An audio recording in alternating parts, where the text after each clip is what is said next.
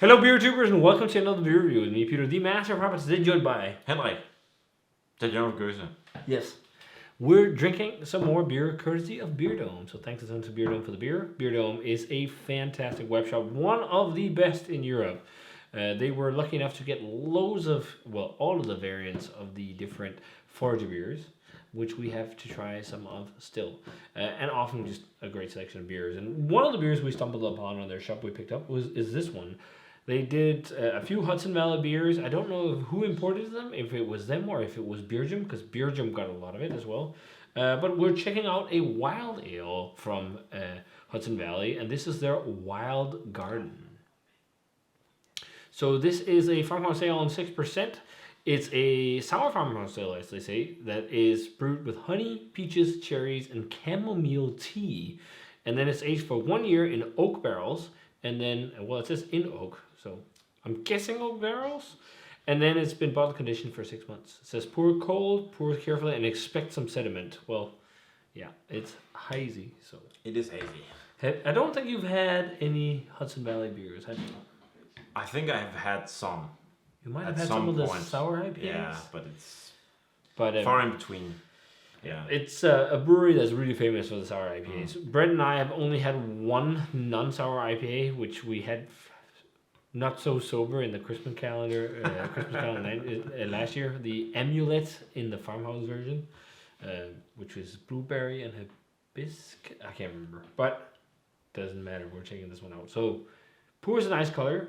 It's like a peaches. Looks very jammy. Yeah, jammy. When I just poured it out, it wasn't as hazy, but with some of the sediment, it turned into this more hazy, golden orange, copper color.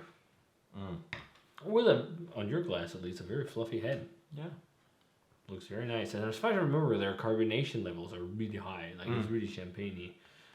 It looks like it as well. You can Yeah. see the bubbles going up. Yeah, well, let's check out the aroma. let's do it. Ooh, that has got a lot of stuff going on. I'm getting chamomile tea, I'm getting peaches, I'm getting like peach cobbler vibes, like vanilla peach cobbler. Like there's like so much breadiness, almost like toasty caramelized bread or something with huge peachy vibes and vanilla. And some overripe fruit kind of thing. It as well. really, I've only smelled it once and I was just like peach cobbler. Yeah. Yeah, or do you know what's super weird? Rissengröt. Almond. Yeah, well, that might be why. Brett says saying some almond. almonds. Yeah. But it's like, fuck man, it reminds me of Rissengröt Risalamande, but with a apricot sauce rice instead of pudding, cherry. I guess. Yeah. Oh my god, totally fucking Risalamande. Risalamande with a mix of cherry and I get that. raspberry. Yeah. Or cherry Yeah. and peach. Yeah, Or like that, more yeah. just like a stone fruit marmalade on Almost top. like some like cream. Like Yeah. This is so weird. I don't know if it's the chamomile tea or whatever's going on. There's some dryness to it as well, but it's super jammy. It also smells like almost like there's lactose or something. Yeah. It smells like a bit sweet. Like creaminess almost. Interesting. Let's Let's try it. Cheers. Cheers. And thanks to Beer Dome for the beer. It's not sweet at all. Oh no. Woo! That's pretty sour. Yeah.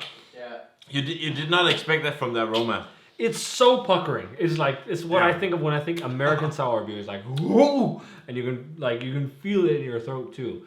But man, it's got some really awesome flavor. It's got loads of like vanilla rice custard, almond vanilla rice custard. You also get the chamomile. I think I do. I get Possibly, yeah. Maybe that's the floral edge to it.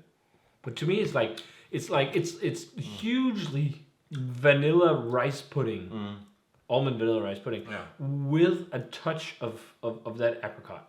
I mean, high acidity, high dryness. Yeah, I get the rice pudding, but it also tastes to me like you had a chamomile tea with milk in it, like sugar and milk in it. Of course, you get the sourness as well. Yeah, my burp tasted more of cherry than the actual sitting and sipping on the beer. That is really it's very much a Hudson Valley beer. It's very different, very over the top, and or not over the top, but very different. And I think a very similar experience. Morten, who's also behind the camera, we had a similar experience drinking it the first time. Don't you? Yeah, wouldn't you agree? It's just like this is a wild ale interpretation of what they otherwise do. It's like very different, lots of cool, unique flavors. I totally see the tea too, but I think the sourness is crazy high, and it's a sharer. I wouldn't be able to drink an entire bottle of this on my own because it's like a really sharp, acidic sourness, and I would almost vinegary. You don't expect that from the aroma, and then it just hits you like a truck. It is really fun. It's really fun stuff. Yeah, I will say the more I drink it, though, the sourness is way too much. It's way too much. Like it almost burns going down your throat. That's like the biggest drawback of this beer. Like otherwise, it's really tasty and it's got some cool flavors, but it's too sour. It's almost bordering gastric. Yeah, gastrically sour. I agree. But some people love this, and some people can't. They just want it as sour as can be. But I think the flavors are really cool. But yeah, 91, 92. It's quite nice, but if it had less sourness, I'd be more stoked on it. I think straight 90, to be honest. The sourness is a little overwhelming. I think I would probably end up at that point drinking the entire glass, and I might even end up going low, finishing the entire glass, because I'm just drifting so far away from really, really sour stuff.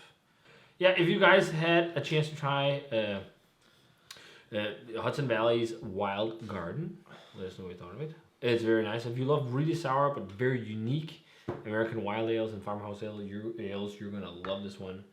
So definitely check it out if you can. I'm not sure if they still have it on Beer Dome because we were a while back, but check them out. Link for the shop will be down below, and you can see if they still have it. So thanks to Beer Dome for the beer as well. As always, guys, remember to comment, subscribe, check out the Facebook fan page and Twitter and Instagram. Give this video a thumbs up, enjoy it, ring the bell for future notifications about videos, and let us know what you thought of this one if you had a chance to try it. And we're going to say cheers and see you guys in another beer review. Okay, guys, this rarely happens, but we're back. This is too much. Way too much. So sipping on the review was quite nice, but jumping on to the side, as I hinted towards, it gets worse. The more you drink this, the more it gets borderline undrinkable.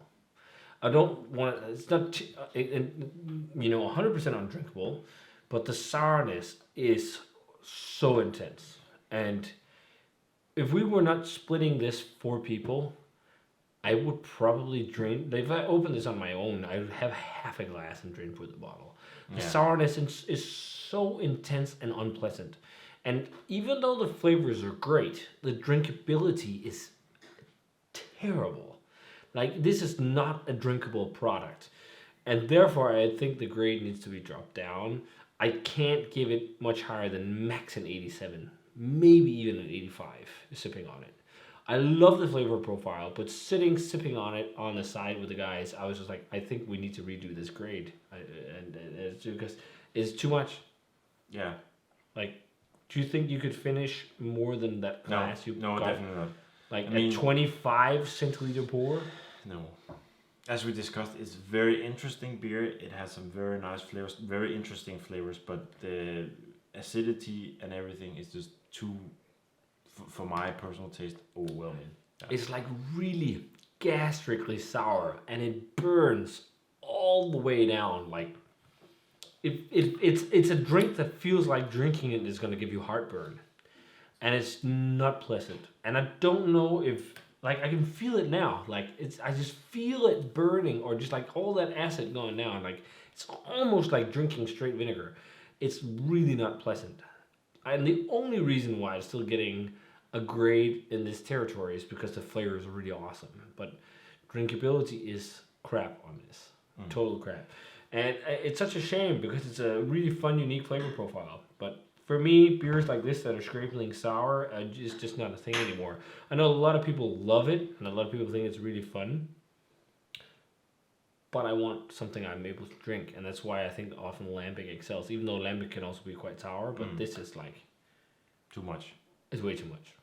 So for the first time in a while, we're dropping grades because it's just too much of a good thing. It's crazy that I'm amazed that a lot of people still love beers that are this sour. Like, I think it's too much. But the flavor profile is really cool. Like, it's an awesome flavor profile. But sipping in the long run, no bueno. So, that's some extra final thoughts on Hudson Valley Wild Garden. Yeah. And what do you guys think? How are you feeling about crazy sour beers? Are you in the same boat as us? Like, I'm just like, this level is just too much. Like, I can handle like really sweet cloying stouts better than I can handle really, really sour beers. Even though I also don't want too cloying sweet stouts. But yeah. Final thoughts? Huge potential, huge promise. Would be amazing if the sourness was much more balanced. Yeah, I agree. That's it. So if you guys had this, let us know. And we're going to say cheers again and see you guys in another beer review.